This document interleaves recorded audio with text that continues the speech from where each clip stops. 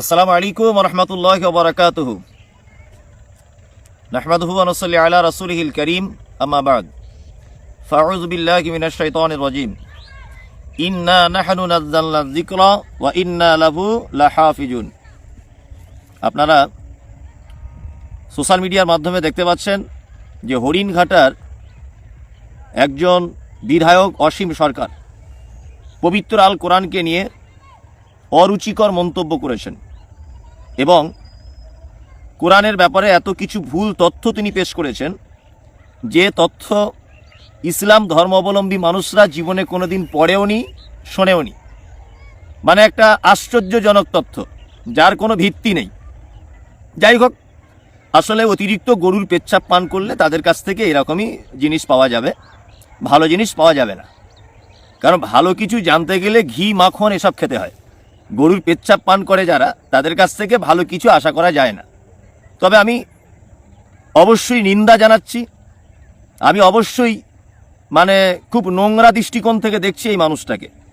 তারপরেও আমি বেশ গুটি কত কথা আপনাদেরকে বলছি, কথাগুলো একটু মনোযোগ দিয়ে শুনবেন। তারপরে আমাকে গালাগালি করলে করবেন, কারণ গালাগালি করাতে কিছু মানুষের কাজ আছে অবশ্যই।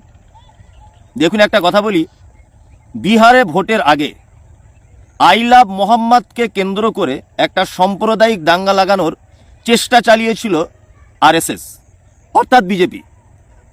আপনারা জানেন সেই চেষ্টাতে তারা সফল হতে পারেনি।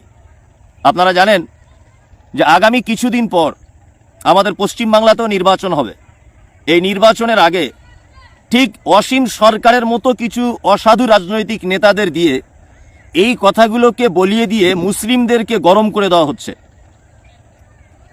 কোরআন সম্পর্কে, কখনো মাদ্রাসা সম্পর্কে, যে জায়গাগুলোতে আঘাত করলে মুসলিমরা রাগ করবে বা মুসলিমরা গরম হবে, ঠিক সেই জায়গাগুলোতে আঘাত করা হচ্ছে, যাতে করে আবার এই বাংলাতেও সাম্প্রদায়িক দাঙ্গা বেঁধে যায় অসীম সরকারের এই কথাকে কেন্দ্র করে।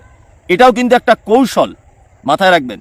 ওই জন্যে অসীম সরকার যে কথাগুলো বলেছে অবশ্যই একদম নিন্দাজনক কথা। এ কথা আমি মুসলিম হিসাবে কখনই মেনে নিতে পারি না। তারপরেও বলবো, আমরা আইনি পদক্ষেপ গ্রহণ করব। ওনার বিরুদ্ধে বিভিন্ন থানাতে এফআইআর হয়েছে, বিভিন্ন সংগঠনের পক্ষ থেকে এফআইআর করা হচ্ছে। আমরাও আগামীকালকে করব, চিন্তাভাবনা করেছি ইনশাল্লাহ। তবে একটা কথা বলবো, এই পাগলের কথা শুনে আপনারা আপোষের ভিতরে ঝগড়া, আপোষের ভিতরে বিদ্বেষ ছড়াবেন না, আইনি পদক্ষেপ গ্রহণ করুন। কারণ ওনার মুখ থেকে যে ভাষাটা বার হয়েছে এটা ওনাকে শিখিয়ে দেওয়া ভাষা, এটা মাথায় রাখবেন আপনারা। দ্বিতীয় আরেকটা কথা আপনাদেরকে জানিয়ে রাখছি, সেটা হচ্ছে এই, ঘর মে আগ লাগি হ্যায় ঘর হি কি চিরাগ সে। এখন বর্তমানে আমার বাড়িতে আগুন লেগেছে, আমার বাড়ির প্রদীপেই আগুন লাগছে। যে আরএসএস, যে বিজেপি, আপনারা জানেন বাবরি মসজিদ ধ্বংস করেছে। যে আরএসএস, যে বিজেপি ওয়াকফ সম্পত্তিকে হরণ করেছে। যে আরএসএস, যে বিজেপি এসআইআর এর নাম করে মুসলিমদেরকে কোন ঠাসা করে দেওয়ার ব্যবস্থা করেছে।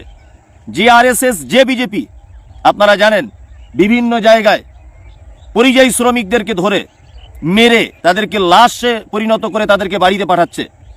আপনারা জানেন সেই আরএসএস দ্বারা পরিচালিত বিজেপির একজন বিধায়ক অসীম সরকার, সেই আরএসএস দ্বারা পরিচালিত বিজেপির বিধায়ক আপনার অর্জুন সিং, এদের কাছ থেকে সবসময় মুসলিম মানে সন্ত্রাস, মুসলিম মানে অমুক, মুসলিম মানে জেহাদি, শুভেন্দুবাবু মুসলিম মানে জেহাদি বারবার বলছেন।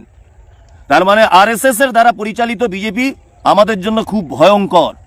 ওই জন্যে যারা সুপরিকল্পিতভাবে নিজের নাম মুসলিম দিয়ে মুসলিমদের ভোটগুলোকে ভাগ করে দিয়ে সেই বিজেপিকে বাংলায় আসার জন্য পরিকল্পনা চালাচ্ছেন, সেই বিজেপিকে বাংলায় আশ্রয় করে দেওয়ার জন্যে বিভিন্ন কৌশলের মাধ্যমে মুসলিমদের ভোটগুলোকে ভাগ করে দেওয়ার চেষ্টা করছেন, আমি বলবো এই সমস্ত নামধারী নতুন গজিয়ে ওঠা বিজেপিকে সুবিধা করে দেওয়া পশ্চিমবাংলায় আসার জন্যে, এদেরকে আমি মুসলিম কেমন করে বলবো জানি না, তবে এরা জাতির গাদ্দার, এরা জাতির গাদ্দার।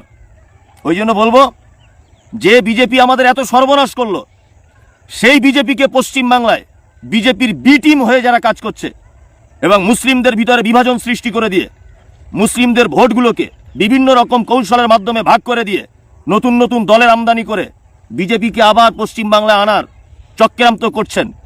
আমি আশা করি আপনার এই চক্রান্ত বা আপনাদের এই চক্রান্ত ব্যর্থ হবে। সারা পৃথিবীর ইতিহাস খুলে দেখুন, মুসলিমদের সব থেকে বেশি যারা ক্ষতি করেছে তারাও এক শ্রেণীর নামধারী মুসলিমের নামের মুনাফেকরা। নাম তাদের মুসলিম, কিন্তু তারা মুনাফেক। এই মুনাফেকদের কারণে ইসলামের সব থেকে বড় বিপর্যয় এসেছিল। সারা পৃথিবীর ইতিহাস আপনি যদি খুঁজে দেখেন, আপনি দেখতে পাবেন ওহুদের যুদ্ধের ঘটনা।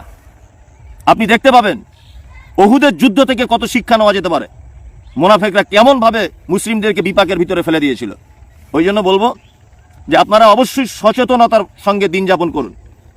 যে সমস্ত মানুষ লাফালাফি করছেন, আপনাদেরকে বলবো যে আপনারা অবশ্যই রাজনৈতিক চশমাটা খুলে বিবেকের চশমা লাগিয়ে দেখুন সারা বাংলায় কি হতে যাচ্ছে।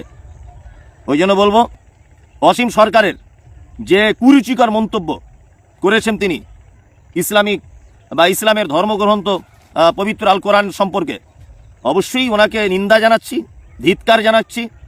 এবং আসলে উনি তো বাউল গান করেন, ওনার তো শিক্ষা দীক্ষা বেশি নেই। আগে ট্রেনে ভিক্ষা করতো, বাংলাদেশে বাড়ি, কিছুদিন হলে এখানে এসে এখন একটা বিধায়ক হয়েছেন। তা বাউল গান করা যে ট্রেনে, তার কাছ থেকে এবং যারা অতিরিক্ত গরুর পেচ্ছাপ পান করে তাদের কাছ থেকে আমরা বেশি কিছু আশা করি না। আল্লাহ সুবহানাহু ওয়া তাআলা বলেছেন, ইন্না নাহনু নাযালনা যিকরা ওয়া ইন্না লাহু লাহাফিজুন। কোরআন অবতীর্ণ করেছেন আমাদের রব, আর সেই কোরআনকে সংরক্ষণ করার দায়িত্ব আল্লাহ সুবহানাহু ওয়া তাআলার। ওই জন্য বলছি যে আমরা আইনি পদক্ষেপ নেব, কোনো রকমের প্ররোচনায় আমরা পা দেব না, কোনো রকমের ঝামেলা ঝগড়াতে এইটাকে নিয়ে আমরা জড়িত হব না। কারণ এটাও একটা কৌশল যে সাম্প্রদায়িকতার লাগিয়ে দেওয়ার ব্যাপারটা দূরদৃষ্টিতে দেখবেন, সাধারণভাবে দেখবেন না। আর আমার কথাতে খারাপ লাগলে কমেন্টে গালাগালি করবেন, এটা তো আপনাদের অভ্যাস হয়েই গেছে। আসসালামু আলাইকুম রহমতুল্লাহ।